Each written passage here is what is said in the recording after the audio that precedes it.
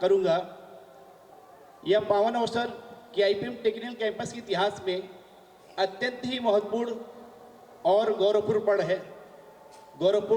पल है। स्थापना दिवस और पुरातन छात्र सम्मेलन का आयोजन एक औपचारिक आयोजन नहीं है, बल्कि कि आईपीएम टेक्निकल कैंपस की दूरदृष्टि, शोध, नवाचार, quality education, innovation and good placement का प्रतीक है। वर्षों पूर्व हमारे कॉलेज के चेयरमैन श्री आर.डी. सिंह जी द्वारा ज्ञान और मूल्य आधारित शिक्षा के संकल्प के साथ जो बीज लगाया था, आज वह एक विशाल वटवृक्ष के रूप में विकसित हो चुका है, जिससे प्रत्यक्ष और अप्रत्यक्ष रूप से हजारों लोगों को रोजगार मिला है और लाखों लोग लाभान्वित हो रहे हैं। आपके इस स्नेह के लिए हम सभी आपके आभारी हैं। कि आईपीएम कॉलेज में pharmacy, management, engineering, computer application जैसे कोर्सेज चलते हैं। यह कॉलेज केवल डिग्री नहीं बांटता, बल्कि छात्रों के अंदर शोध, नवाचार और मानवीय संवेदनाओं से परिपूर्ण ऐसे छात्र तैयार करते हैं जो समाज और राष्ट्र की सेवा में अपना योगदान देते हैं। किसी भी कॉलेज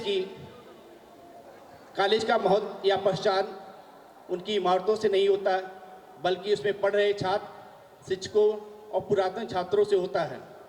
आज हमारे बीच जो पुरातन छात्र आए हैं, वे इस बात के संकेत देते हैं कि कठिन परिश्रम और सतत प्रयास से हम किसी भी लक्ष्य को प्राप्त कर सकते हैं। ये पुरातन छात्र जो आए हैं केवल औपचारिकता नहीं है, बल्कि उनका प्रेम, अनुभव और ज्ञान का पवित्र संगम है।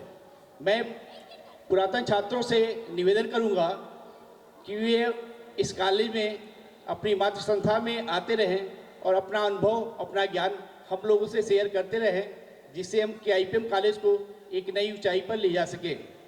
धन्यवाद ज्ञापन के क्रम में सबसे पहले मैं कॉलेज के मैनेजमेंट को धन्यवाद देता हूं, जिन्होंने इस कार्यक्रम को संचालन के लिए, कार्यक्रम को अनुमति दिया और हम लोगों ने सफलतापूर्वक इस कार्यक्रम का आयोजन दिया।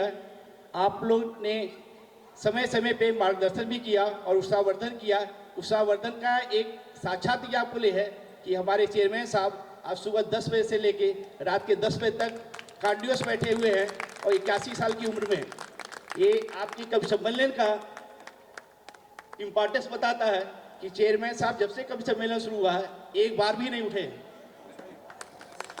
छात्रों के लिए डॉक्टर चारुशीला जी ने प्रेम, मोहब्बत और सारे कवियों ने बहुत सारी बातें की। कहा मोहब्बत उनकी भी जिंदा होती है जिनसे मुलाकातें नहीं होती है। मैं तो ये कहता हूँ मोहब्बत उनकी भी जिंदा होती है जो सिर्फ दुआओं में होते हैं, जिनका नाम लोगों पर नहीं आता है।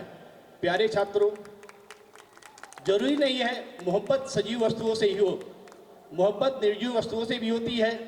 जैसे आपकी किताबों से मोहब्बत हो सकती है, कि आईपीएम कॉलेज से मोहब्बत हो सकती है, अपनी मातृभूमि से मोहब्बत हो सकती है।